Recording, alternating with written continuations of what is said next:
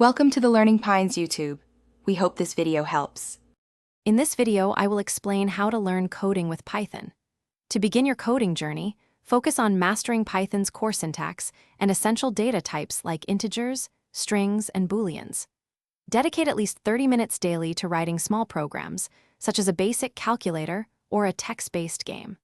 Leverage interactive online platforms that provide instant feedback, helping you correct errors and understand concepts more deeply. This hands-on approach is crucial for building a strong foundation.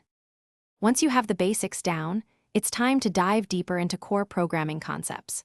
Grasp control flow by practicing with if-else statements and various loops, like for and while loops. Learn to create and use functions to break down complex problems into smaller, manageable parts, improving code readability and reusability. Explore Python's powerful data structures, such as lists for ordered collections and dictionaries for key-value pairs, which are fundamental for efficient data handling. The most effective way to solidify your learning is through practical application. Start building small, real-world projects, like a simple web scraper or a command line tool.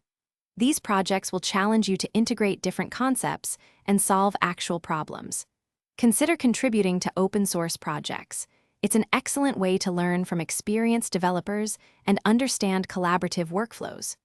Regularly debugging your code is also vital, as it hones your problem-solving abilities and deepens your understanding of program execution. Learning to code is a continuous journey, not a destination. Always strive to stay updated with the latest Python features and evolving best practices. Actively engage with the vibrant Python community through forums, meetups, or online groups. Their collective knowledge is invaluable. When tackling more advanced topics, such as web development frameworks or data science libraries, leverage official documentation and comprehensive online courses. Consistent practice and curiosity are your best allies in becoming a proficient Python developer. Thanks for watching. Consider subscribing if we helped you.